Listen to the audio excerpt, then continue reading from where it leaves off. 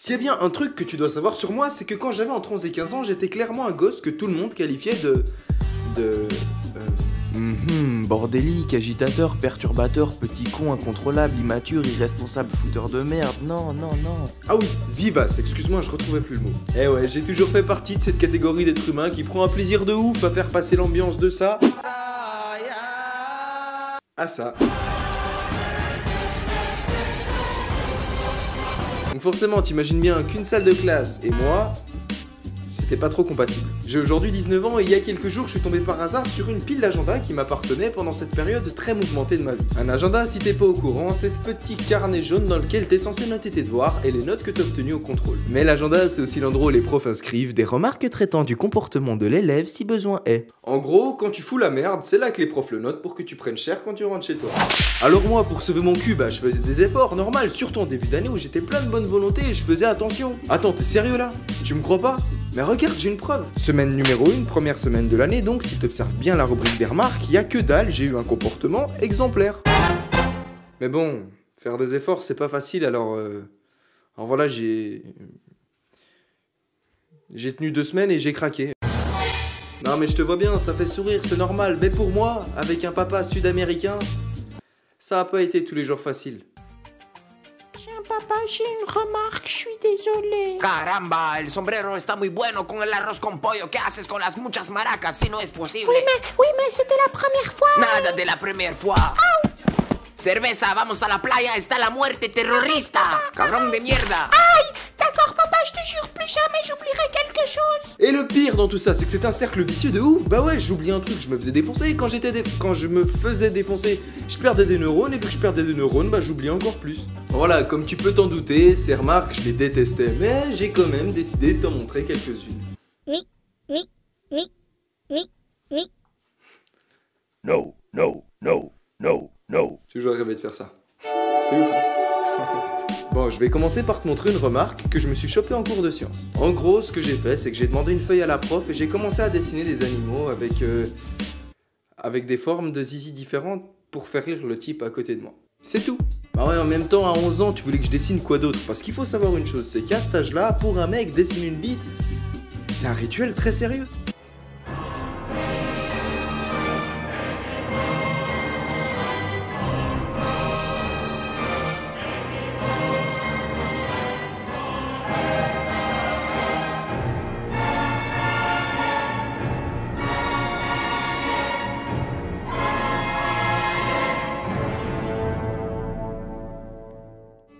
Je sens qu'on dérive un tout petit peu, du coup je vais directement vous lire la remarque de la prof, c'est parti.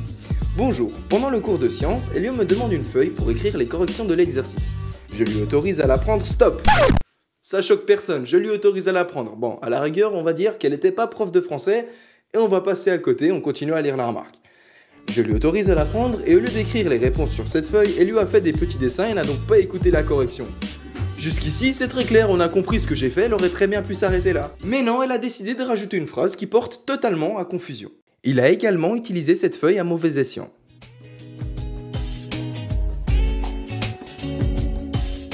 Donc en gros, pour ma prof, dessiner ces petits animaux, c'était pas utiliser la feuille à mauvais escient, ce qui sous-entend que j'ai fait quelque chose de pire avec la feuille.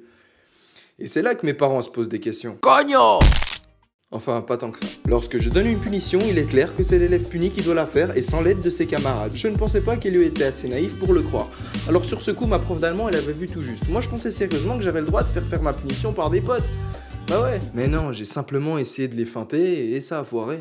Bon, à ce moment-là, je suis certain que t'es en train de te demander comment j'ai fait pour convaincre des gens de faire une punition à ma place. Tu veux que je te dise? Là, je te dirai pas. Qu'est-ce qu'il y a? Qu'est-ce que tu vas faire?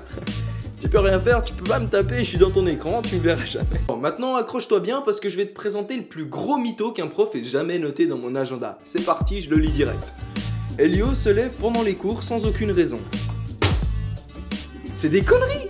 Bien sûr que j'avais une raison de me lever, ça existe pas des gens qui se lèvent comme ça sans aucune raison. T'imagines le délire sinon?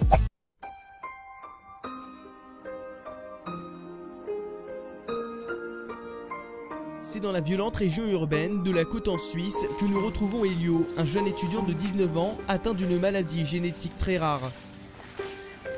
Élevé par des suricates depuis le décès de ses parents, il tente de garder espoir, malgré une pathologie peu commune qui le force à se lever sans aucune raison.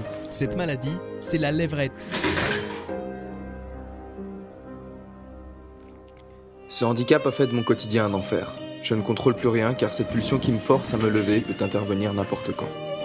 C'est d'ailleurs ma pathologie qui a poussé ma famille au suicide collectif. Ils se sont étouffés volontairement en mangeant de la terre. Aujourd'hui, je ne sais pas où j'en serais sans l'aide de Childéric, ma mère adoptive. Childéric, tu es la meilleure des suricates. En attendant la découverte d'un remède, il est possible de le soutenir lui et ses proches en laissant un pouce vert sous cette vidéo. Bon, maintenant il me reste plus qu'à te présenter la dernière remarque. Par contre, je te cache pas que ça va être un peu chaud de le faire, vu qu'à l'époque, mon instinct de survie m'avait poussé à arracher la page. Heureusement, j'ai une bonne mémoire et je vais pouvoir te dire ce qui était écrit. Elio est un personnage dont il n'est pas recommandé de suivre l'exemple. En revanche, vous pouvez le suivre lui sur des réseaux sociaux tels que Twitter et Facebook, dont les liens sont dans la description de cette vidéo. Et après, si vous êtes gentil, vous pouvez aussi vous abonner à sa chaîne YouTube parce que c'est cool. Voilà. Ah si, je vous promets, sur la vie de ma petite sœur, c'est ce qui était écrit,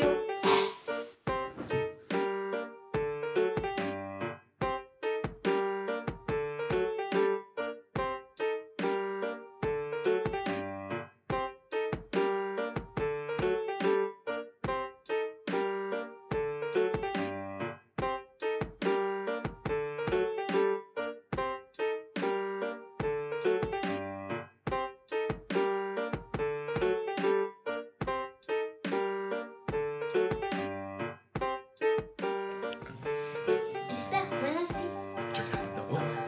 J'espère que vous avez aimé la vidéo de mon cousin, sinon ma petite sœur elle vous attaque.